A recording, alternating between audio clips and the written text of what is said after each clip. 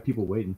Nice. And guys, welcome to FlipCast today. We got Dustin and Megan of Neon and Nova. They are some of my favorite people on YouTube. The way I found out about you guys is that you guys found out about MangaTube. Yes. And you guys were like, holy shit, this is awesome. Yeah. And you guys shouted out some friends. And then I started watching your guys' content. And you guys put out great content. You guys have a great chemistry going on. Thank you. Thanks. Are you guys married? No, not married. We're not married, but we've been together 12 years? 12 years, yeah. Legally married now. Yeah, Pretty much, yeah. pretty much. We might as Exactly. well be married. So how did you two meet? We actually met. We worked together. Yeah, we worked together. We were working retail. We were both teenagers. Yep. And we were opening a store together, and we just kind of met through that. It's actually funny because there's a running joke that Megan was actually really kind of rude to me. Yeah. The very first time that I she don't met me. remember. Okay, I don't remember. We worked at JCPenney's. It was a brand new one, so we were like actually having to build a lot of the stuff before the store even opened. And apparently he was trying to walk through with a what's it called? A pallet. Yeah. And I did not want to move for him. Apparently, I don't remember that, but I was like, "You can go around us," because I was working on something, I guess. Yeah. So But- it definitely wasn't love at first sight. Yeah, right. I was like, who is this girl? Why is she being so mean? I don't know about you. I don't remember. I'm like, what? I did that. I don't remember that. Yeah. But then we ended up working register together, Yeah, and we stuck just on the became registers. friends, and we were friends for about a year before we started dating. Yeah. Yeah. And then now you guys So- been dating for 12 years. Yeah. 12 years. Yep. Yeah. That's incredible. That is Yeah. an incredible story. It's crazy. So Thanks. shout out to JCPenney. Yeah. Yeah. JCPenney's. It's all It's thanks all to because them. of them. Yeah. So when you guys were working counter, did you guys like find out you guys have like a lot of things in common? Like, oh crap, this guy Yeah. likes anime, this chick likes anime, like what's going on? Yeah. It was Yeah. a lot of just like talking about the things that we liked, like Mhm. nonstop, Yeah. and realizing how much that we had in common. We both loved movies. We yeah. loved anime. I mean, we had so many things that we had in common. It was like insane. Mm-hmm. I mean, you always knew you wanted to be a filmmaker. Yeah. I loved like anything artsy, creative. I did it all. So we just had a lot in common. Yeah. So you guys are a perfect match. Yeah. Yeah, it was really lucky because I mean, we just kind of figured out like through learning how much stuff that we actually liked, we were like, okay, well, like I guess like we should like it all started with actually trying to work on projects together. Yeah. And then it went from there, like, oh, we should make a short film together, something like that. Yeah. And then it just kind of all led from there, going to the movies a lot, doing, you Yeah. know, like, We went to the movies all the time. Mhm. Back when all of our money just went to doing whatever we wanted. We had Yeah. no bills or anything to worry about. We Don't just you got miss to go those to the times? movies. I know, Those are the right? simpler times. Those were Like the times. like now I'm lucky to see a movie once every know. couple of months because I I have a know, wife right? and I have I a know. kid now, and it's just like, but I think the last movie I saw was Once Upon a Time in Hollywood. Oh, Oh, yeah. nice. We I haven't still seen haven't that seen yet. that one. Yeah. Yeah. It's on my dude. list. I don't want to spoil it, but the end scene, I was just sitting there, and it's like a 3-hour movie. Yeah. It's super long, and I overall I liked it, but I was like, okay, this is kind of dragging. It's getting a little long in the tooth. And then the end scene came, and I was like, what the fuck just happened? And it's really weird because Brad Pitt in that movie looks just like my dad. Uh-huh. But my Oh, dad's not as jacked as Brad Pitt. So seeing my dad do these things, I was like, You're like, what? Oh, I do like- that sometimes too. I'll watch a movie and I'm like, this guy reminds me of my dad. This is weird. Yeah. Megan's been lucky enough to have a very Nicolas Cage type I dad. know, you always say. And it's very intimidating, but it's very Wait. awesome at the same time. I don't know if I agree with that, but what do you mean by Nicolas Cage like dad? It's just like the attitude, the hair, the kind of like dialect and I mean, it's just very Nick Cage. Justin always likes to compare me and my dad to Kick-Ass. Yeah, Hit The Girl and Hit Girl and yeah, they're Yeah. just like that. yeah. That's him to a T. Like him, gotta- the shooting her scene when he shoots her with the gun with the vest. Yeah. I gotta find this apparently me photo and my dad. because my dad, when he was younger, looks exactly like Nicolas Cage in Raising Arizona. Here, I'm gonna share my screen real quick because it's uncanny. Look at this. Oh wow. Oh That's my amazing. god. That's amazing. That is so funny. Hopefully no one adds me that I don't want them to. I know. So when you guys are making movies, because if you guys go to your channel, you guys will see you guys got podcasts, you guys do movie reviews, you guys do tags, you guys are just like, you guys are doing everything. But when you guys are sitting down and actually making a short film, how is the process? Like, who writes the most? Do you guys both share those duties? And then and then like, what comes first? Like, do you have like a shot in your head and you write around the shot, or do you have a story? Yeah, sometimes it's like that. I mean, I think a lot of times it starts with like, it starts with a joke, or like just like something that we're like, it'd be cool to do a scene like this or something, and it'll either be like me or Dustin. One of us will have this like just idea of like a scene or a joke that we like say, and then it's like, oh, let's turn that into something. Usually Dustin does most of the writing. So like usually if we're like, oh, we really want to turn this into something, Dustin will kind of like sit down and write out a script, and then we'll go over it together, and then I'll give input and ideas and maybe things that could be changed, and then he goes back through and revises the script from that. Yeah. Because Dustin's definitely the writer of the two of us. I mean, I like come up with a lot of ideas, but putting it down on paper. Like when we do dialogue, especially, we really like kind of sit down and like have those full conversations, like back and forth, and we'll kind of edit the dialogue by just talking it out. Yeah. And so we try to make sure that it's like as natural as possible without sounding like us. Yeah, you can run into that really easily where your characters just sound everybody like kind of sounds the same. Yeah. Sounds like how you talk. Yeah. Yeah. And so when it comes to dialogue, we definitely sit down and we kind of bounce off of each other with that. And then once it's out of the writing stage, Megan really is kind of the producer out of it. She's able to see kind of like just words on like a board and able to put that into like schedules and on calendars and things like that. Kind of like what the next step is. Like I'm good at figuring out, okay, like we need to do this in order to be able to do this and do this and do this and like be able to put it in that order to get things done. And then we just dive in. And then it's time to shoot.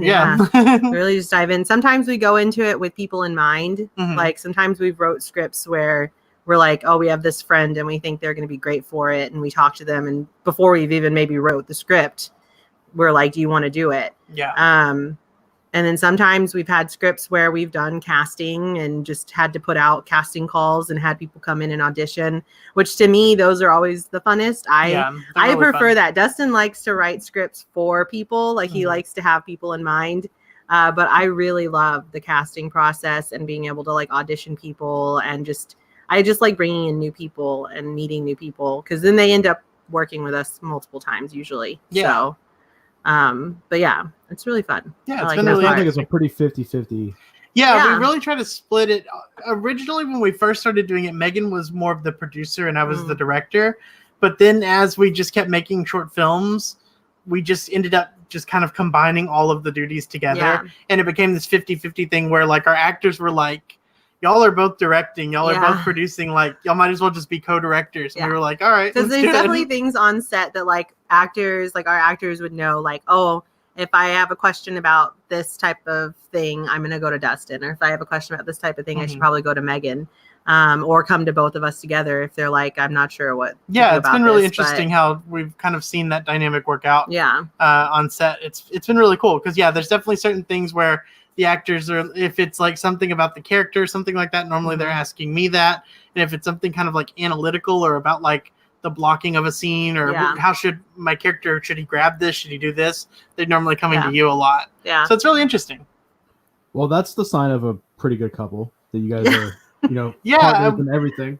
It's really, we've gotten very lucky. Yeah, it is. I mean, we definitely have moments where we don't agree on everything, but I think we really try to compromise with each other. And sometimes Dustin will be like, Dustin wins and he's like, he gets it the way he wants it. Sometimes I get it the way, sometimes we compromise and come up with something new. But we just really try to like make sure both of our voices are like being heard in everything that we do. So yeah, I think it helps us kind of in the just like the overall editing process too, because sometimes when it comes to short films, you can just have this one vision and it's not gonna work. Yeah, but you're just so set on it. but it's kind of nice having another person. Yeah. Because I feel like sometimes we edit out some of our potentially really bad ideas, you know, or like things that just are not going to be good in the final film. Because both of us definitely can go over the top, and like we know how to like reel each other in and be like, yeah, we can't do that. Yeah. It's usually I want to go way too like sci-fi or like too crazy, and Dustin's like, yeah, we don't have the budget for that. We can't do that. So so you guys obviously love to make films. Yeah. But with every job or every hobby, there's one thing that you probably hate. So what's like something that you hate about filmmaking that no one else would even think about? Oh, man. It's tough. I mean, I really, really struggle with the editing process. Yeah. As much as I love editing and have been doing it for a long time, and I do it for a living, it's just something that I really don't enjoy. Like editing either. Is it? It's a lot. Do you hate it because you do it as a job now? Like it's what you do? I think it's more so when you, especially with our films, when you have to sit down and after you've worked on it for, let's take like one of our larger films where we've worked on it for a couple months, you know, and you sit down and it's time to edit it and you just see every single mistake that you made. Yeah. And there's no one there to filter out like the worst stuff. So you're seeing it all bare bones and you're like, this is a nightmare. We missed this or we didn't do this. And so it's nicer when you have kind of that filter. But I think that's one thing that we really struggle with. The editing process can be really disheartening the first pass through. I also think the in-between moments, like the in-between of like being like done with a film and then going to the next film. I know it sounds weird, but it's like, it's kind of this in-between where we like start to get very like antsy that we're like, we haven't made another film yet. Yeah. And like that like feeling of being like, I really want to make something again. I hate that. I wish we could just constantly be going, but I know we can't do that. So I have a question about editing, because editing, I still don't edit any of my YouTube videos. It scares me. But when you guys make movies, I've always wondered, you guys obviously don't shoot each scene in chronological order that's written. Right. So how do you guys like organize and then go into editing? Because that sounds like a nightmare to be like. It really can be. Yeah. The best thing that you can do is while you're on set is you just have someone taking notes and going like, okay, take 3 was the best take for that scene. Yeah. Take 5 for that one is good. And it gets more complicated when you're doing multiple cameras and things like that too. Even before you get on set, and this is a part that I handle a lot, but it's really just breaking down the shots that you need to get. And we have actually shot things in chronological order. We've done that before. On occasion, yeah. But when you're dealing with like multiple sets and different areas, it's kind of being like, okay, so these 4 scenes are in the house. These 3 scenes are outside, like, and just kind of like gathering everything that is alike together and planning it that way so that like you can knock out all the stuff in one area and be done with it. But it's really just like a lot of pre-planning to make sure organization that is definitely key. Yeah, to make sure that you get everything you need throughout the entire script. But yeah, that's always like right before we go into like planning what days we're shooting, we'll do that. We'll break up the script into the different areas. We'll make sure we know, okay, for these scenes, these are the props we need. These are the things we have to have on that day. And we'll just make lists of stuff. So kind of a similar question. You said you guys will say, oh, scene 2 or take 2 is the best take on that, or take 5. Have you guys ever used a take that you didn't think was the best, but it flowed better? Oh, definitely. When watching it as a whole. Yeah, there will be a lot of times where you will have that note and someone, maybe me, Megan, or someone else who's taking notes for us will be like, okay, that scene was definitely the best. And then when you get it into the edit, it's just not flowing. Yeah. It doesn't work the same way. It doesn't bounce off of the other actor's dialogue as well as you thought it was. And in our films too, there's a lot of moments where we just kind of let the camera roll while we're talking to the actors and stuff like that, because there's a lot of moments where there's might be B-roll or the actor might be thinking about their lines, and that shot where they don't even really know that the camera's rolling works perfectly in place of another shot. So it's kind of funny, like what moments you actually end up using Yeah. compared to what you think on set. It changes drastically. Mhm. Yeah, for sure. So 2019 is almost over, guys. Yeah. What's your It's crazy. guys' favorite shit of this year? Oh man, And I want to start, and I gotta say, I'm wearing the Neon and Nova pin. I put this on. yes. I put Oh, this on my hoodie. yay. They sent me a really nice package. Stickers. I have the knife stickers at the restaurant. I put it where we put all the knives at. Oh, cute. But they also I have this by my desk at all times. I have this. They wrote me a nice little note, and they sent me a pin, and this is on this hoodie forever. So That's unless awesome. it falls Nice. off. But this is one of my favorite things I've gotten this year.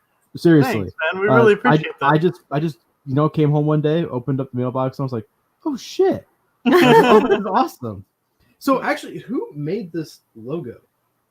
That was a That was a collaborative combination effort. Yeah, of that was both one of of our us. friends helped us. We kind of sketched it out, and our friends helped us digitize it, and then we kind of went in and altered a little bit. So it was kind of us both together, and then one of our friends, Heather, who's a really talented artist, helped us with it. Yeah. Because this is a really nice logo.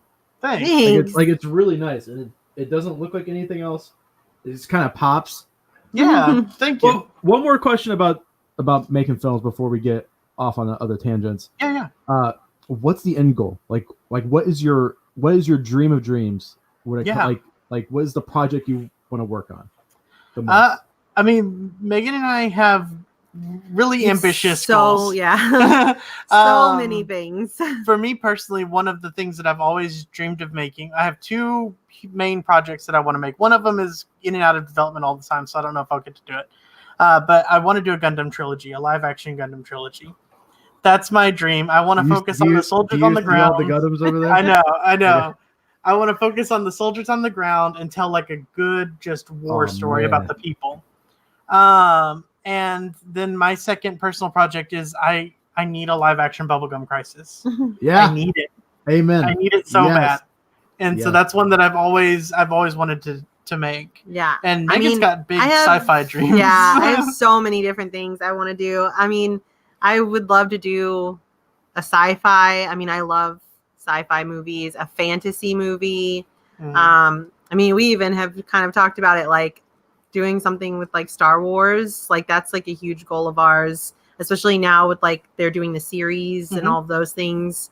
I mean, I have a lot that we joke about it all the time because I don't feel like we are directors that like have like, oh, we only want to do this one type of film. Like we want to do a lot of different types of films. Yeah. So I'm interested to see, looking back on our career, what types of stuff we do, because it's going to be, I think, a hodgepodge of things. You guys could definitely do it. You guys are both very talented. Like Thank I was you. telling you guys off air, I was watching some of your guys' short films, and the way it's edited, the way it's shot is very well done, and the fight scene was so well choreographed. And then there's especially some of the hits. I was like, that looked like that dude just ate that knee. Like, it looked real. So you guys have an insane amount of talent. Thank you. And it's always good to have lofty goals. Like I want to start my own anime licensing company. Yeah. Like that's my goal. And license old mecha shows like Zambot 3 and Daitarn and just but that's like my lofty goal. Hopefully, you know, I told my wife by 32, I'm gonna have the first Blu-ray out. That's awesome. That's the end goal, because I don't want to make pizzas the rest of my life. as much as I love it, it's a little pain in the ass. But what's your guys' favorite stuff this year? Movies, anime, music, Man. games. Yeah, I mean, it's been a pretty good year, honestly. I'm trying to think like off the top of my head for movie wise, it's been really good. As far as anime goes, we just started watching this newer show called Stars Align. Stars that's Align? really great. It's like a tennis anime, which I normally wouldn't check out, and I love it. It's so good. The animation is so solid. The voice acting is great. It's like about these kids, but it goes like pretty deep into some of the dramatic like things that they're dealing with as children, and it's just really solid. I think my favorite manga that I've read recently has been Kaiju Girl Caramelized. Yeah, you guys recommended me that. That one loved it so much. The second one just came out this last month, right? Yeah. Yeah. So I want to get it so bad. I love that manga. I've never read a Monster Girl series, and I think I it's hadn't because either. I think it's because like I was always afraid because of how overly sexualized the Monster Girls were, and I can never get in. I don't think Monster Girls are attractive, so like mentally I was like I can't get into this. But that one treated the female character very well. Yeah. It had callbacks to Mothra, Ultraman, obviously, the OG Godzilla himself. Yeah. So after watching, like, I had friends talk about it, and I was like, whatever. But then when you guys talked about it, I was like, all right, I'm gonna pick it up, and it's still on my shelf, and I actually love it. Yeah. I love it. And it's funny because I had actually never seen it's Godzilla versus Mothra, right? Yeah, you had gotten introduced I had never to it just seen that. before. And we actually got to see it like outdoors, like projected for Kaiju Con. And I was like, oh, this is so cool. And so then when we read it, I actually like understood the references, which I wouldn't have prior to that. I was like, if I had read this before, I would have not understood all these references. But it was so good. It is jam packed full of like callbacks. Yeah, it really is. A lot in there. And I was like, oh my God, look, when I was reading it, Dustin was like, yeah. My favorite new series is probably No Guns Life. Yeah, I haven't had a chance to check that out, but it's like up there on my list. It's so good. It's probably my favorite thing I've read this year. How about you, Dustin? The art looks wild, and it's so good. Volume 2's out, but I haven't picked it up yet. But it reminds me of Frank Miller's Sin City, just with like a cyberpunk like filter on it. Yeah. As far as manga goes, I think I have to agree with Megan. Like Kaiju Girl Karma, it just had me laughing out loud. Yeah, it really made me laugh. There were some panels in it that just genuinely like cracked me up more than I've gotten like cracked up with anything I've read this year. Yeah. And it really surprised me because I was going into it like, oh, it's cute, but it just surprised me so much with how many, like you said, like callbacks and stuff there were in it. It was really well done. We've also been going back and reading some old Dr. Slump stuff. Yeah. Okay. And I love it. It's just so fun and like casual, Yep. And it's just like a simple like story. It's just fun, casual stuff, and I like that a lot. But man, there's been so much going on this year. I'm trying to think of movies. My mind is like blank on horror movies. Have been doing it this year. Godzilla was fun. My wife hated it. She hates she hates Godzilla and anything tokusatsu. I liked it. I loved it. So like I just don't like. So my wife isn't a nerd at all. She grew up in a very like her graduating class was like 20 people, like very small. So when she met me, I kind of hid the nerdiness a little bit, and then when as we started dating, I was like, by the way, I have all this shit. By the way, I'm a nerd. I'm a huge nerd, and now she loves that stuff. Like she'll watch anime with me. She'll watch movies that she normally wouldn't, but anything like Kamen Rider, Power Rangers, Godzilla, she's like, no, I can't stand this crap. Oh no. Yeah. Fruits Basket. Someone said Fruits Basket. That is definitely one of my favorite animes this year. Yeah, it's such a good remake. I loved really that. solid. I should make my wife watch that. I think that she would like it. Yeah, it's so good. It was so cute. But what's like? I'm trying to think of like what. Oh, The King on Netflix is a good movie. Have you guys seen that? We haven't seen that yet. No, that's we were just about to start that one. We started The Irishman. The Irishman, which is good. Really good, but we have not finished it. Yeah, it's 3 hours long. 3.5. It's so long. It's so long. Luckily, at the pizza place, we have a TV in the back. So while we're prepping, me and my dad watched it, and we started it at like 11:30, and we opened up at 4, and it was almost. Oh wow! Almost time to open. I was like, "Holy shit, that movie went." Yeah. Wow. No. Yeah, we started it way too late, and I was like, "Oh man, we shouldn't have started it this late." But I think we got like a little over a third of the way through. Yeah, we gotta finish it. We gotta finish it because I loved it. I was just like, we were getting tired, and I was like, I don't want to like fall asleep and miss it. But yeah, it's really cool. But you guys should definitely watch The King. It almost made me want to get a bowl cut. Nice. I was like, I think I'm gonna pull that haircut off, and she's like, "No, you're not. Yeah. You're not getting a bowl cut." No. Oh man, one thing that's been exciting me this year is just all the casting announcements for the new Batman movie. Yeah. I'm like, okay, what is going on with this? I don't get why people are upset about Robert Pattinson. I think he's one of the best actors. I'm excited for him. Yeah, he's such a good actor. I think a lot of people still just think of him from Twilight. But it's been a while. Yeah. Twilight has been a while. He's been doing other things. And I think maybe if you don't follow like the indie movies and stuff like that, you may not have seen a lot of the What's stuff. that movie about his brother going to jail? Oh yeah. We almost watched that the other night. Fantastic film. We almost watched it the other night. We haven't watched it yet. He's such a good actor. Him and Kristen Stewart as well. She has gone on and done. Oh yeah, with the indie game. Yeah.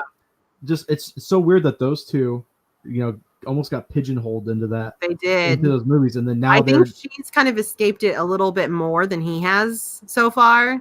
Yeah, but I definitely think that if he does well with Batman, he'll lose the whole Twilight. Twilight thing, you think so? I think he can get past. I'm excited to see what he does with it. It sounds like an interesting concept. I'm excited about them going back to more like the detective roots with everything, and like something more about like solving crime. I think it's gonna be fun. Yeah. And the casting announcements, like, I am excited if it's like more detective stories. Yeah. I love detective stories. So I think it's gonna be cool. I'm excited.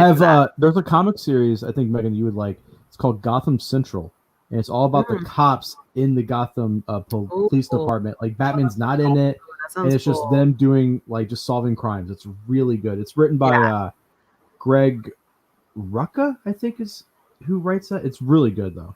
Oh man, I love my crime shows. I watched way too many crime shows. I watched too much stuff.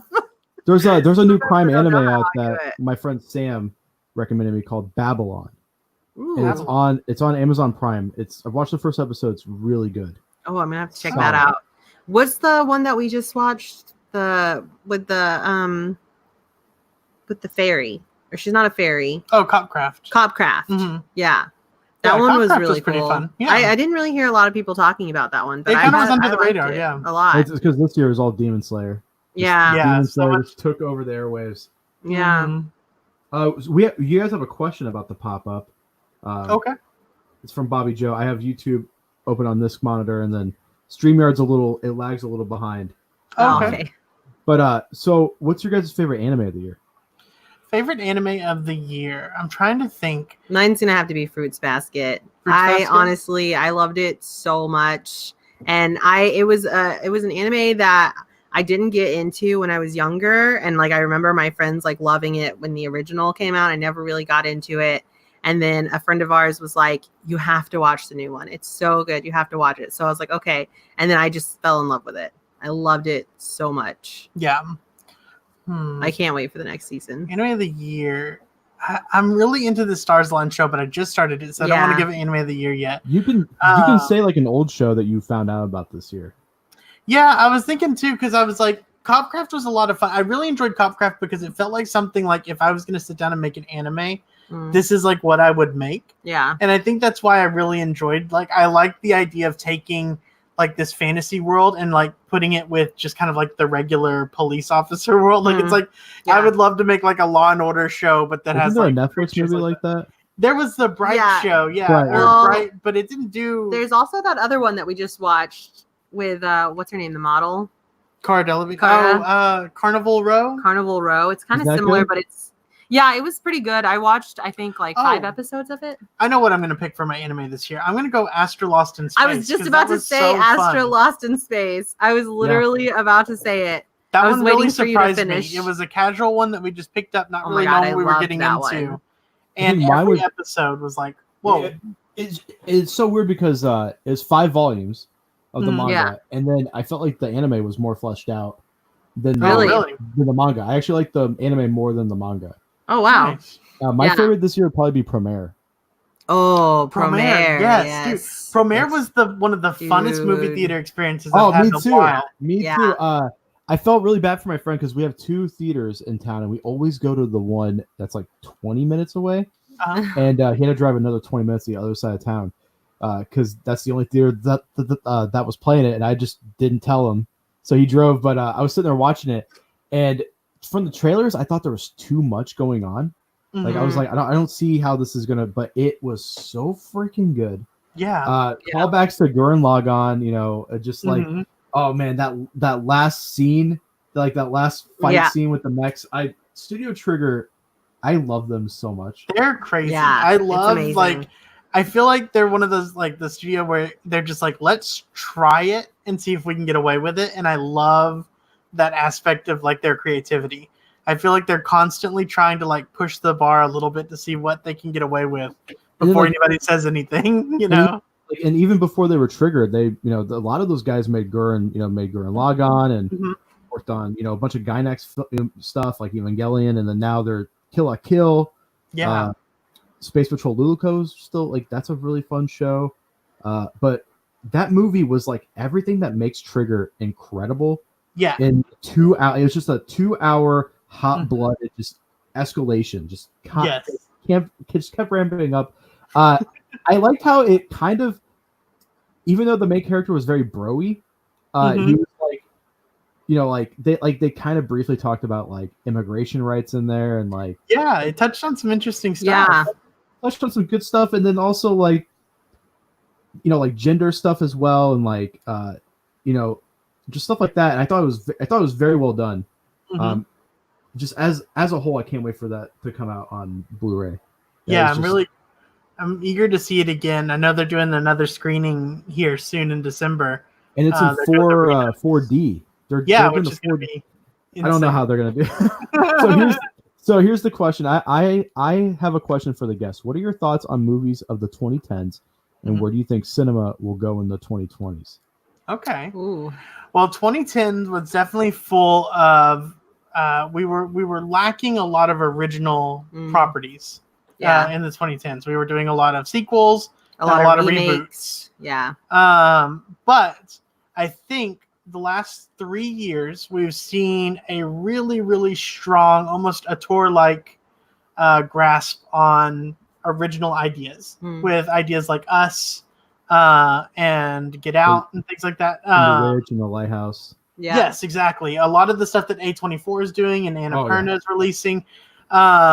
You're seeing this push. Uncut Gems looks like it's going to be. That looks incredible. Yeah, that looks so good. And so I think you're going to start seeing kind of a resurgence of indie cinema, because I think it's almost easier than ever to get your movie made, and you can make a very cheap film look pretty solid nowadays. Oh, speaking of that one sci-fi one we watched, it was like a very small film that looked really I mean, there's so many me the movies name. right now where like they're just profiting because you can do a small theatrical run with the budget that you've got behind your film, and then you stream it on Netflix or sign a deal, or just sign a deal with Netflix. Yeah.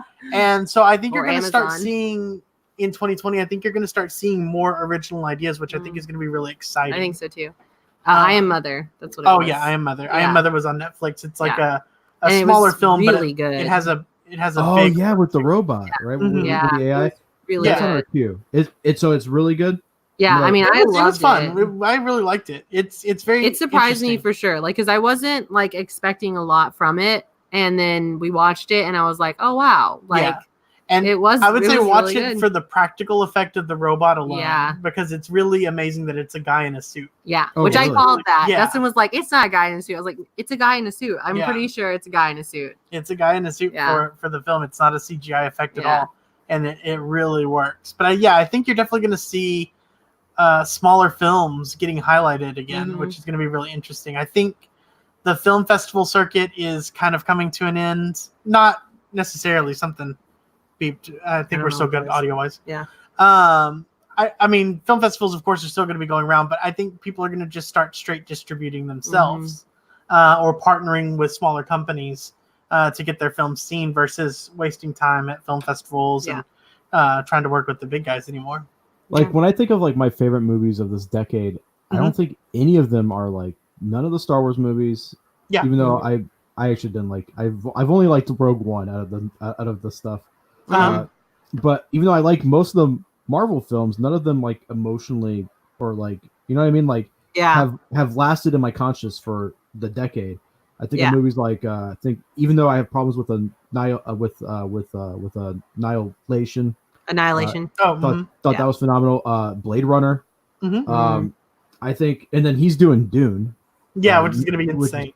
Like the fact that Blade Runner is basically like $100 million art house project. Yes, Yeah. totally. That's so obscure. That's actually my favorite movie that I've seen this decade. I think I went to the theater. A lot of It was fun. so good. Not seen any of the trailers. only seeing the original Blade Runner like once. Like I wasn't even a fan of the franchise, and watching that, I was just blown away. I thought that's probably and then was Mad Max this year or this decade? Yeah. That's another one that was incredible as well. Yeah, Mad Max was it was like Promare. It just didn't stop. It just kept ramping up. Going. It was so fun. Did he ever release the black and white version for that? Yeah, they did. Oh, man, they did a screening here in LA. We didn't get to it, but it looked like a lot of fun. Yeah. And then you have people like Quentin Tarantino still putting out his things, and no one does movies like him anymore. Yeah. There was I actually like Battle Angel Alita a lot. Oh, I liked that a lot too. Yeah, I was really surprised. I was like, wow, this is really good. What's the actress's name? Salazar? Yeah. Yeah, I can't think of Rose, something like that. Rosa or something like that. Yeah, Rosa. I think Rose. And then Christopher Waltz is such a good actor as well. Yeah. Yeah. Yeah, that was a lot of fun. And I was really surprised because I know James Cameron had been trying to get that movie made for like 15 years. Yeah, just the light went off. But it was really cool to see Robert Rodriguez take the helm on that one. I was really surprised with what he did, because sometimes CGI can get away from Robert Rodriguez a little bit. Yeah. I think honestly Robert can get away from Robert sometimes. Yeah. Sometimes his ideas just get way out there. But no, I was pleasantly surprised, and I hope that everything comes together so they can do a second one. I know. I really liked it a lot. I was surprised by it. I didn't really go into it expecting a lot, and then I loved it. I was like, I love it. It's so good. Yeah, it was a lot of fun. I'm a huge fan of the manga. I have the box set up there, and when it came out, my wife was like, "You should go see it." And I was like, "I don't know. I don't think it's gonna be any good." Scary. And then I went and saw it. I was like, "This was honestly really good." Yeah, like really good. I still like the Ghost in the Shell movie. I actually haven't seen Ghost in the Shell. I actually like it. I mean, people have their qualms with it, but I had a good time. Yeah, I really like that director, so I was excited when he took it over. I even thought like what he did with like the Snow White movies was really interesting. Oh, the first Snow White movie was really good. Yeah, it was pretty fun, and so I was like really excited about that. So it's still one that we do want to check out. But when it came to Alita 2, I was really surprised because I thought the CGI on her face and her eyes was going to be really like Uncanny Valley scenario. But you totally get used to it after like the first 15 minutes and you completely forget that it's an effect. Yeah. And so I was really shocked that they were able to pull that off. Yeah. At first I was worried about that too. Like just being like it being distracting, like just constantly thinking how weird her eyes look. But I mean, yeah, it didn't bother me at all. Like I didn't even really notice it. It's pretty cool. Are you guys worried about Cowboy Bebop on Netflix? A little. A little bit just because I love it so much, but I'm willing to give it a shot. Yeah. I'm interested to see what they do. As long as they don't try to just like copy it verbatim, I think it'll be really interesting. If they flesh it out, give us some new stories, take us to some places that we haven't seen before, and then maybe use the anime just as like a backbone for this one. Like give us something a little different. I'm excited about John Cho as Spike. I think that's actually I'm actually really excited for that. Because I think the casting is great. Yeah, I really, really like the casting. I know, though, unfortunately, John Cho had a really bad leg accident. Yeah. So it's been halted for like 8 months now, which is really unfortunate. I mean, crazy that they didn't decide to like move on to someone else after he got hurt because they hadn't shot. No, yeah, they actually released a statement and said that they were so happy with the dailies that they wanted to keep John in. Yeah. So they were gonna halt production. Yeah. I think the only thing that they have to really nail with that is the atmosphere and the chemistry, because I think that's what sells Bebop so well to so many people, is that it feels like a real group of people going through this bizarre, world. But we have another question from the same guy, Bobby. But where's it at here? I must have lost it. Oh, I saw somebody mention Spider-Verse. That was a great film this year too. That was probably one of my favorites. Can Westerns come back like they were in the 40s to the 70s? That's a good question for Mandalorian. Mandalorian. That's basically a Western. You'll get it in different ways, but the idea and the concepts and the structure of your spaghetti westerns and all of that, they're still around. Yeah, there's elements of it in everything that you're watching. It's just hidden behind metal plating and laser guns. Still there. Taylor, who's also in that's my wife. Hey. We watched the first 2 episodes of Mandalorian, Oh, and it's so good. she's liking it more than I am. Yeah. It feels too like video gamey. Like even It does have a video game feel. Totally. Really? like even to the point where he has to like upgrade his armor. He has to do the side did quest not of feel that way. getting the egg, and it's just I like my favorite thing of Star Wars before Disney bought it was the lore. Like all the books. I used to read like all the books about the Mandalorians and all the Jedi books. I think the old lore was so incredible. Yeah. So seeing some of that on screen for the first time, like seeing how their religion is all based on guns and armor, and like like the armor's, you know what I mean, like it's like a step up, it's like an upgrade. I'm enjoying it, but we are 3 episodes behind now, so I think we're gonna wait and just 2. binge it. There's two? Okay. 2. The 3rd one comes out this week. Yeah. Okay. And then The 5th one. I want to watch Watchmen. Have you guys watched Watchmen at all? I have We not watched haven't. Watchmen, but man, I keep hearing Oh my god, I've heard great only things. positive things about it. That's the thing is sometimes I get in like those weird loops where like you go through Twitter and you go through I don't know how to label people who just hate things because of ethnic actors being in a show, but people just bitching about this twist, I guess, that happens at episode 8, and what was I talking about? Oh, Twist but that happens. so I started reading negative comments, and then I was like, oh wait, this show's been getting nothing but hype for the last like 8 weeks. So Yeah. I definitely want to start that with Taylor, and hopefully, but she's never seen any of. She's never read Watchmen. She's never. Yeah. Yeah, I'm not sure. I don't know. I don't know how much you would need to know going into it. That's the only thing I'm not sure of. Yeah, But I mean, I think you could still have fun. I mean, with it. I haven't ever. Really I've just read heard- anything. Yeah, No. I've just heard that the writing is just like so good on the show, Yeah. and the characters are apparently great. Yeah. It's I just really like want to every see week it. I hear something really good about it, and I'm like, oh man, I gotta dive in. We literally don't have HBO now that it's out. Yeah. sucks. It literally happened. We like got HBO rid of Max it. looks like it's gonna be my favorite streaming service. I know. It It's looks got pretty cool. everything that I could possibly want. Sam wants to know, what are Neon and Nova's favorite anime movies and shows of the last decade? Let's see. Last I'm gonna pull up a decade. list here. Let's Yeah. see what Oh, we got. jeez. Was Kill La Kill this decade? Yeah, I'm pretty sure. Because that's I actually have definitely- not seen Kill la Kill. Oh, it's you. I think that you would like it. Yeah. It's really good. It's really well done. Oh man. Let's see. I'm gonna like list off like, of course, Your Name, A Yeah. Silent Voice. Yeah. Yep. Those were great. Princess Jellyfish. Yeah, Princess Jellyfish was so much fun. Oh my god, I love. Pula Magi Madoka Magica. Yeah. Yeah. The Garden of Words was like a 45-minute film that changed my perception on what you could do with animation. Yeah. Isn't that Shinkai? Yeah. Yep. It was just strikingly beautiful. And that was another one that we just kind of watched on a whim, not really knowing what it was. Mhm. And I was like, this is just hitting all senses. It's so good. Look at Attack on Titan was a cultural phenomenon.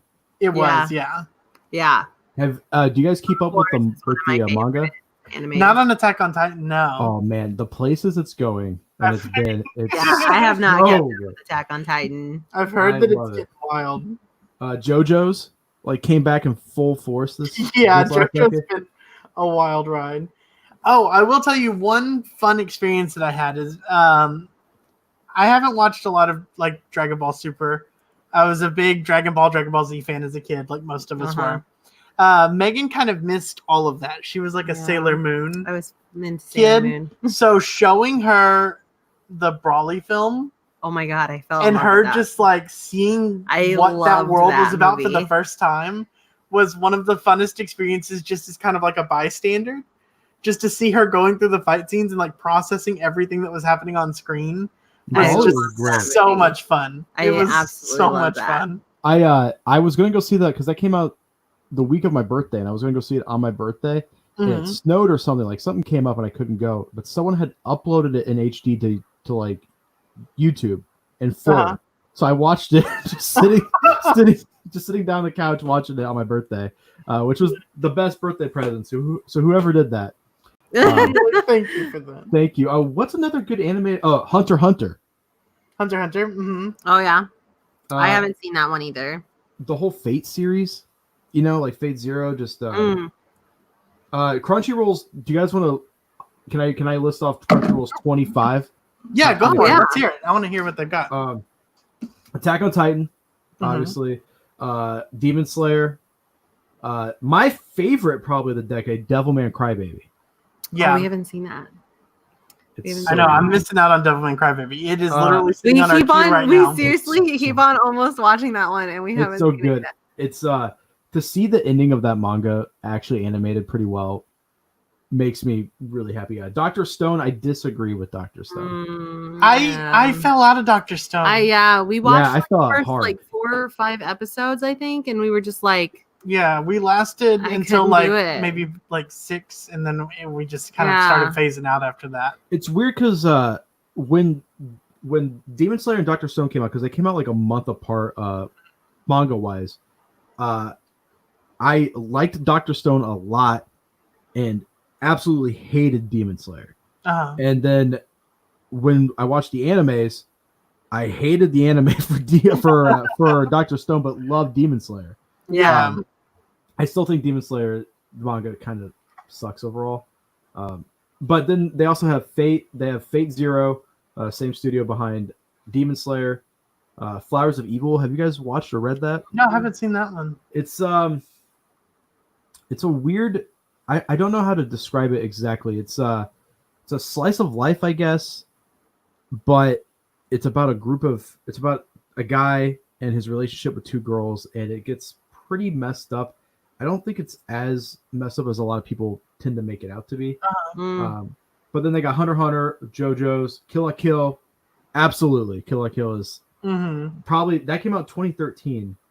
Man, isn't it crazy? Wow, yeah, that's when crazy. you read off these dates, you're like, really? Yeah, you should make her watch that, Dustin. You should you should sit down because I think it's so good. 25 episodes. It's we could burn through it fast. Lupin the Third, Woman Called Fujiko Mine. Yeah, all the Lupin stuff is just Lupin is so good. fun.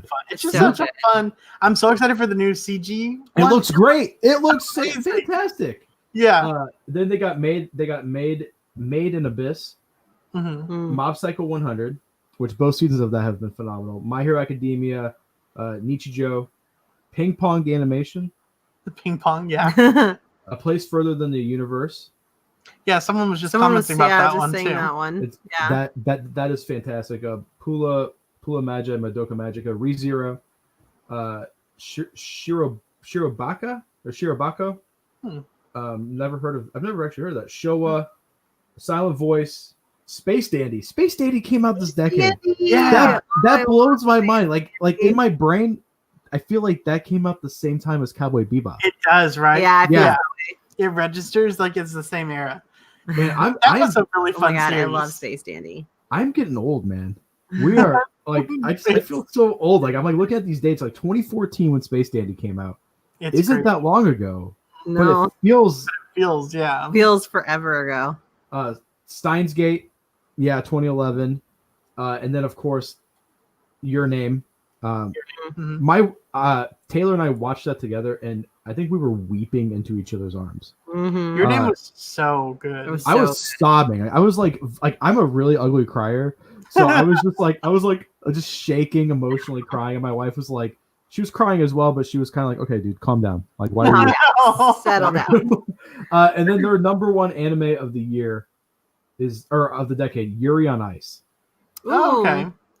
Interesting. That's a very interesting number choice. one. Yeah, I mean, I really like that show. Fandom did go crazy for that one, though. They were nuts. They did go crazy. Yeah. I liked it. I mean, it worked, good. and I was really surprised that I was like getting really behind all the characters. Yeah. And everything too. I was like, okay. Yeah. And also it was only 12 episodes, so it was pretty Yeah. It was pretty bite sized. But I think that's a solid list. There's no Gundam on that list. I think Iron Blood Orphans was phenomenal. I'm actually rewatching that now. Have you seen that, Dustin? Yeah, Iron Blooded Orphans. It's so good. Yeah. I think Barbatos is my favorite main Gundam of any of the Gundam franchises. Oh yeah. I love the way that thing looks and just how it's got a really interesting design. like I love its the legs section and the midsection. I'm like looking at my Gunpla right now. It's got heels and like lion claws or something like at the for the feet. It's so God, that series is good. Speaking of Gundam, what's your guys' favorite Gundam?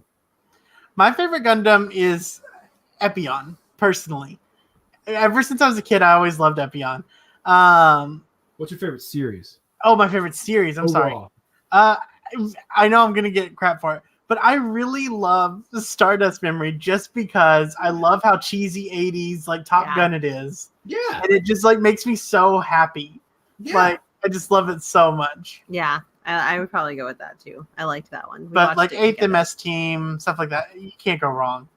Oh yeah. I actually I got all of Seed and Seed Destiny Mhm. and Seed gets shit on, but that was Oh my god, I loved Gundam Seed. I love it. I think it's still really good. It's so Sounds like the one good. I grew up watching. Yeah, me too. I was like, why is this? It's also it was like the best-selling Gundam of the previous decade.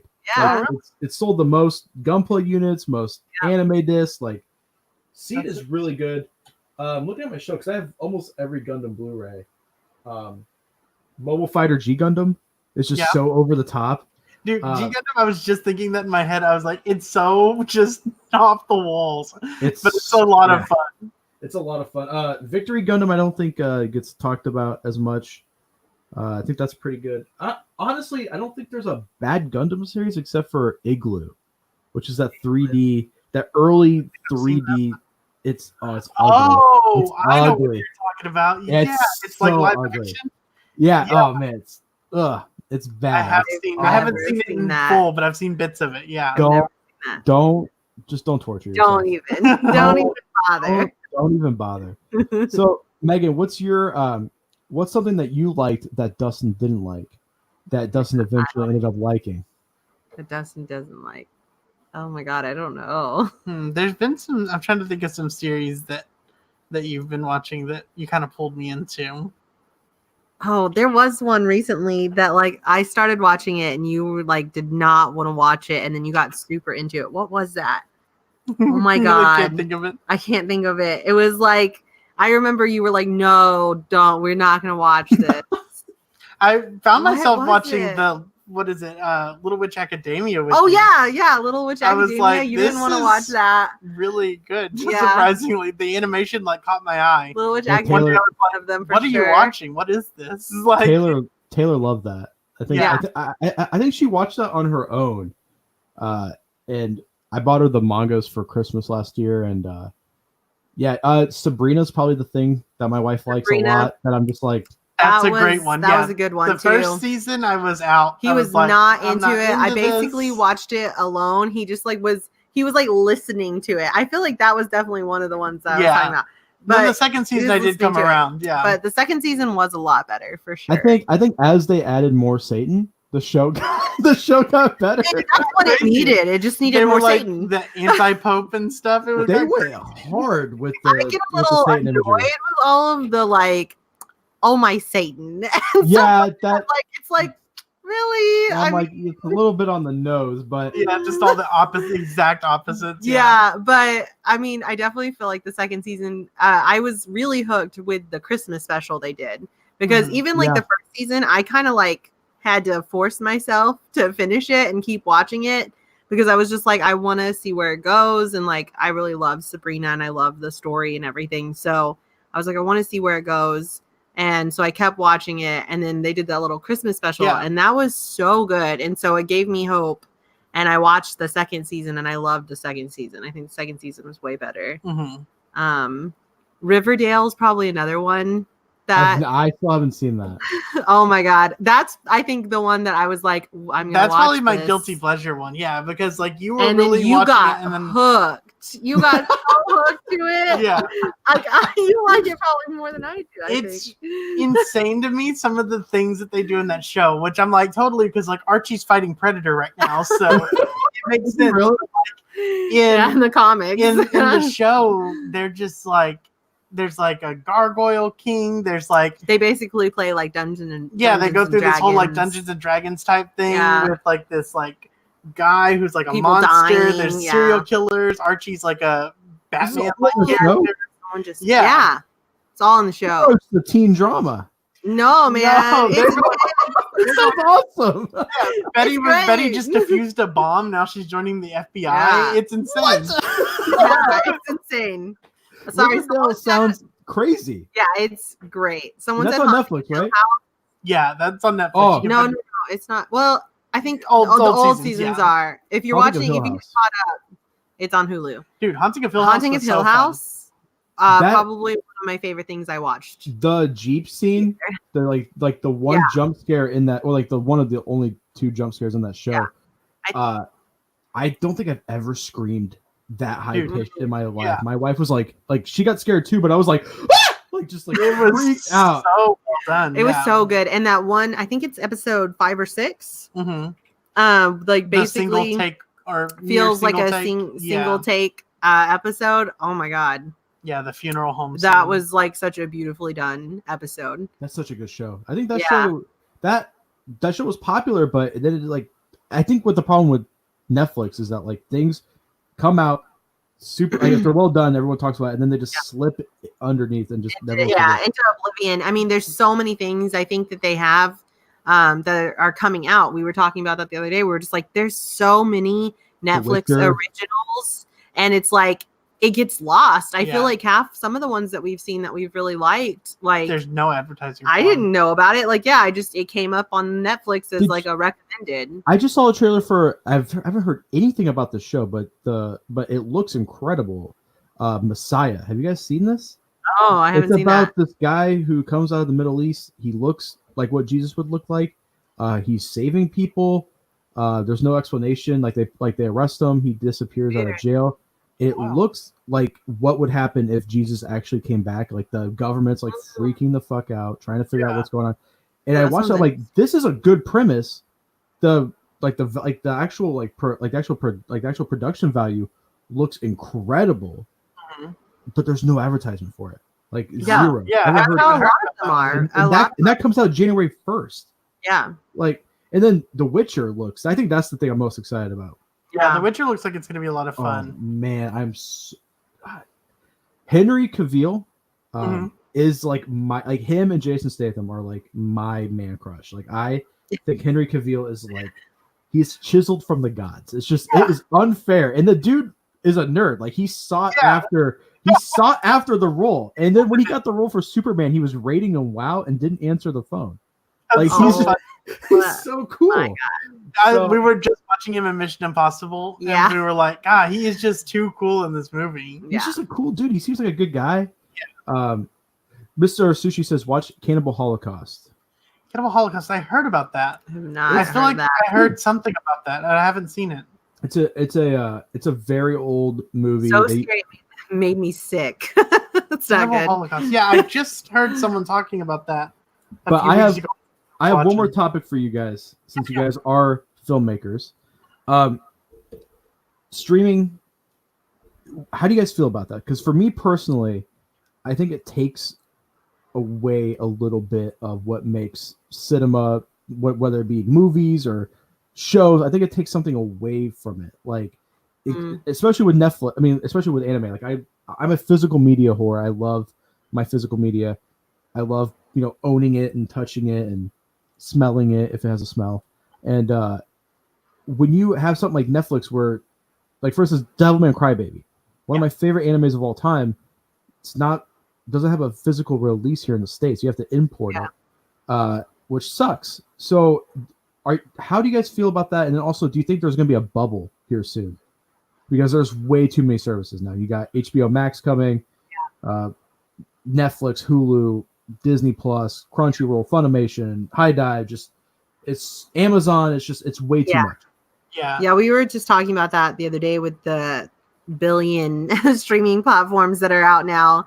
I mean, I think there was a point where everyone kind of was like, oh, I'm not going to have cable anymore because I'm just going to get Netflix and Hulu. And then basically now we're about to be back at having cable again because it's like you're paying for so many different platforms. Yeah. A lot of them are trying to do like bundle things. Like I know Disney Plus did like a bundle thing with Hulu and stuff like that. I think we'll probably see more places doing stuff like that, like kind of the Sling idea of like, let's have multiple ones that you pay for, but that's basically cable at that point.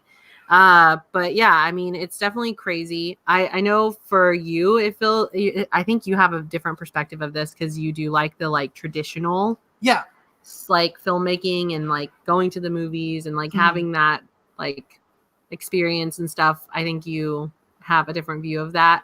I think it's always going to be there, even though we have a lot of these streaming platforms now. I think it's just going to become more niche.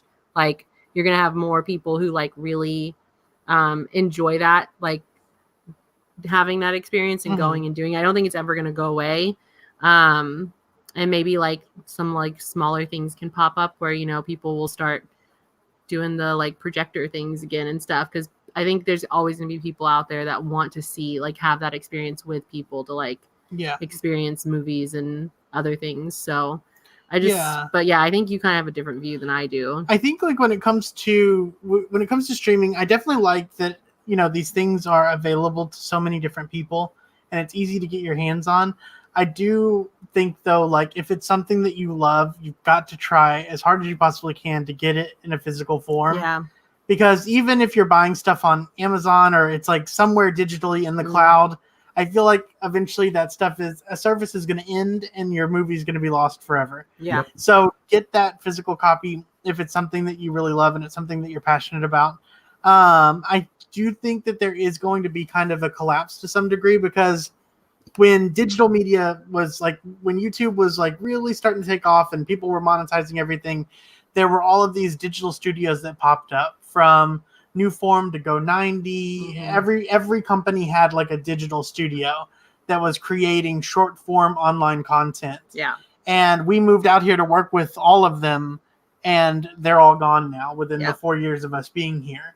Wow. None of them exist anymore. They've all gone out of business or been bought out and turned into different things, and not a single one of them exists anymore. And there was like 15 different ones that we were looking at working with when we originally came out here. So I think to some degree you are going to see maybe like CBS All Access. That one might not survive. You know, the NBC one, it might not make it all the way. But I think some of your bigger ones like Disney Plus, Netflix, Amazon, those will stay around. But I think some of these smaller ones they're probably not gonna make it, especially when it comes down to the single channel type things. You know, I'm really worried about Netflix because they're $17 billion in debt. Yeah, I mean, I'm worried about Netflix and also because I mean, with all these other like companies like wanting to have their own streaming platforms, a lot of things are getting pulled from Netflix. Yeah. Like especially like a lot of the Disney stuff that they had, all that's going to be pulled because Disney Plus now. I mean, and I think they're gonna lose a lot of stuff, like other than their originals. Like I think they're gonna have to step up their game with the originals to keep people around. And like it's interesting to see. I mean, like because like Friends is about to be taken off Netflix, like The Office is about to be taken off Netflix because they're going to other streaming platforms that those companies want to start. So I think it's really interesting to see, I think, what's going to happen with that. One of the things that we're going to see is there's currently a law that basically prohibits studios from running their own movie theaters. So A24 couldn't open up their own movie theater that just shows their films. Yeah. And there's currently some discussions to end that law. And now you've got Disney Plus and Netflix kind of going like, oh, yeah, let's get rid of that too. And I think if that goes to the wayside, I think you're going to see specialized theaters popping up that are going to be showing Netflix double features and A24 double features, and Disney is going to be pulling out their vault. And that would be cool. Well, Disney's vault's the other thing I don't like about not owning stuff is that they just put stuff in the vault for forever how long, and then it's just out of print. That makes me upset too. And like also, I don't like relying on a service for something that I want to watch, like for instance, like Kill la Kill. That's been taken off Netflix like 3 or 4 times. Yeah. So if you're just in the middle of watching it and it's gone, like also another one was Knights of Sidonia. Yeah, That was a that one Netflix keeps getting pulled. That was a Mhm. Netflix branded show. You would think it'd be there forever. It got pulled. So it's like if you Yeah. don't have the Blu-rays for that, you're just kind of shit out of luck. Yeah. And Yeah. I definitely there's something about having like the physical copies of things. Like I mean, even like with games and stuff. I mean, I like to purchase like the physical copy of our games and have that. I just something about it I like having. And like now a lot of things you can just buy on your PlayStation, buy on your Xbox, your Switch or whatever, and you don't ever have a physical copy. But I mean, there's just something about having that physical thing that you're getting from it. And I think it's the same with like movies too. I know for you, it's like you love having like physical copies of movies and things like that. So Yeah. yeah. Well, and it's been interesting to see with like, I mean, with Netflix doing more stuff with like these directors that said they were never going to work with streaming services. Now they're doing theater runs and they're trying to contend for Oscars and things like that. So I think you're going to start seeing more of that stuff getting into theaters, which is going to definitely be cool. But I really, man, I don't know where it's all going to go. It's going to be really interesting over the next 10 years weird to see how the landscape changes. Because it's wild right now. I don't know. It's and all then over actually, the one more topic, because I was listening to this, the COPA law. Mm-hmm. How are you guys dealing with that with your channel? Because I mean, like this, like I would consider you guys part of MangaTube. This small group of friends that we've built over the last year could be completely just erased. Yeah. In the matter of a year. Mm-hmm. Yeah.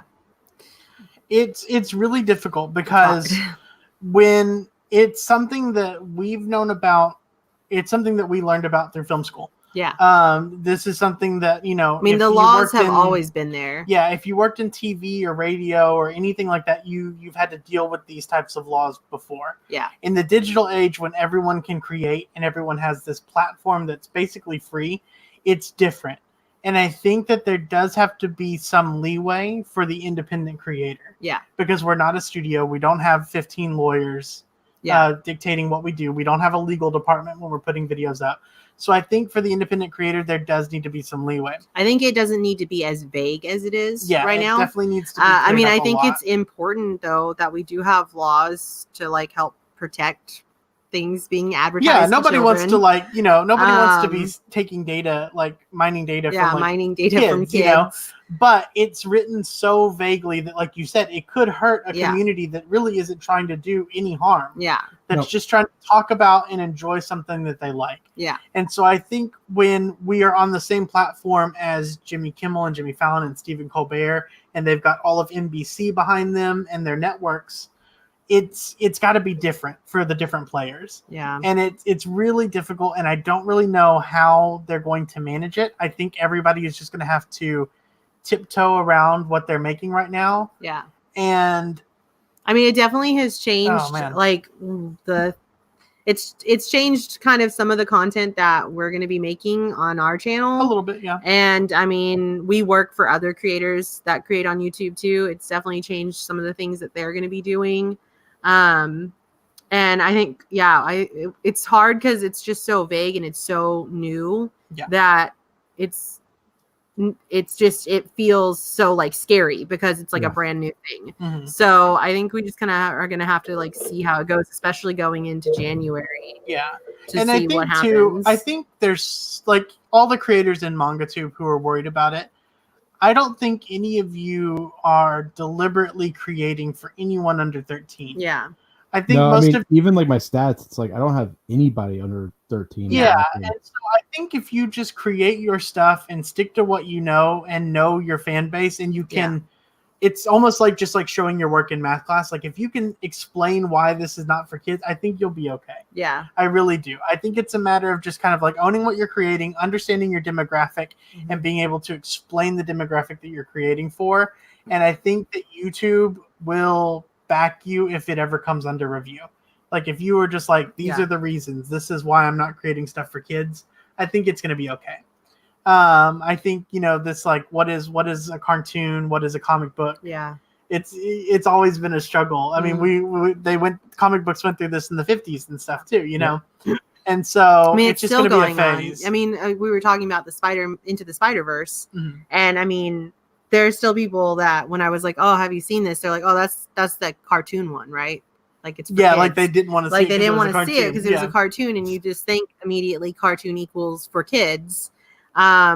Which I mean, yeah, it could be, but we loved South it. Park's a cartoon. That's definitely not for kids. And I think, yeah, and I think like the anime and the manga community definitely. I think what they're actually doing is really good because they're having these conversations, and it's been really cool to see all of these people kind of find each other through this platform and just talk about the things that you like. And you notice within the community, you're not seeing a lot of like very young children talking about these things. You're seeing people our age who are nostalgic about these things and then excited about the new stuff that's coming out. Yeah. And so I think that the people in MangaTube and the anime community, the more that you talk about it, the more that you'll clear up these like misconceptions about it. And so I think you're doing really good work within the community when you're just talking about it. And so I think like if you create, you know what you're creating and you know your demographic, I don't think this COPA stuff can hurt you. I think you'll be okay. Yeah. Well, guys, that has been FlipCast for this week, and I want to thank these two so much for coming on. Seriously, they are some of my favorite people on YouTube. If you guys go to my channel and go to featured channels, they're on that list somewhere. So go sub to them. What do you guys got coming up on the pipe?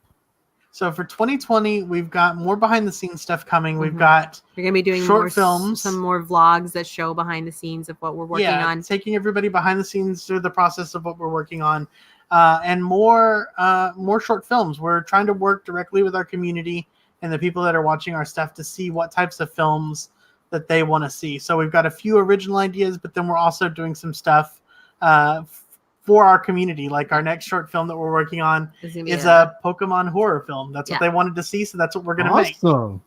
And then also you guys are streaming regularly on Twitch. You can find us on Twitch. Usually Mondays, Fridays, definitely you'll find us on Twitch, just Neon Plus Nova. Wednesdays and Fridays, I'm sorry. And you guys, are you guys still doing Minecraft? Yeah, we're doing Minecraft. Yeah. We're doing a little bit of everything. So but over there we're focusing on big community games as well. So things that we can play with the people that are watching. Yeah, that's kind of what we do over on Twitch. We really like to have games that we can actually involve the community with and that people can like play with us. That's what we kind of try to do over on Twitch because we just really enjoy being able to like talk to people right then and there and like play games together and just interact together. You guys, you guys were streaming when I was on vacation in Florida, and it was hotter than hell. Couldn't sleep. The AC in my sister-in-law's house wasn't working. Oh no! And I could not sleep. And I ended up watching you guys for like 3 hours. You guys kept me from going insane. That's good. That was nice to just sit there with headphones in and just talking to you guys, or just not even talking to you guys, just having you guys play your game, interact with the people on stream. It's a very fun stream. Thank you. I don't watch much Twitch, but I watch you guys. Oh, thank you. And we'll be doing actually some more art and illustration work that we're really working on. Yeah, we have been like totally inspired by the vinyl toy industry. And we did KaijuCon, and we got to host KaijuCon this year, and that was incredible. We met some incredible people. So in 2020, we are working on our first little prototype for our own vinyl figure. Yeah. So is it going to be kaiju based? There are some kaiju ones coming. Kaiju. Yeah. But you'll see some definite references to things that we like in them. So there'll be a couple different versions of it. That's awesome. So how was hosting KaijuCon? Dude, it was so fun. It was the highlight of the year, honestly, for me personally. It was just it was so cool to see all these people who like are just making toys in their garage. Yeah, and then even just the people that were there to see everything, like everyone was just so excited and like so just like, I don't know, it was just like a really great environment and it was a lot of fun to do, and they were doing giveaways and stuff, and so everyone was just like it was cool. I mean, really just happy. seeing like the painting and just like the sculpting and everything that goes into all of that, it was just super cool. And all the creators were so nice. Yeah, they were all so nice. Oh, I don't know how much I could say, but a friend of a friend of mine is making his own tokusatsu show. like a short film, and I'm going to be a part of it in some format. So you might be seeing my ugly face on a web show here soon. And I don't know if I can hear you guys. Oh, you guys are muted.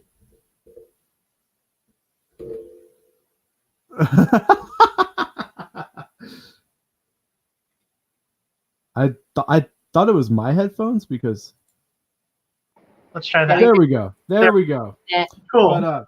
But yeah, let's go and wrap this up. When's the next Flipcast? Probably next week. I try to do one a week. Sometimes I do 2 a week. But I stream every night randomly. I'm streaming with Mr. Sushi tonight. I'm gonna teach him how to play Dota. So, but yeah, guys, this has been an absolute blast. Follow them on Twitter. Follow them on YouTube. And what's your guys' handles on there? At Neon Plus Nova, Yep. pretty much everywhere. Neon Plus Nova. Awesome, guys. Thank you so much. And we'll see you guys next time. Yeah. Bye. Bye.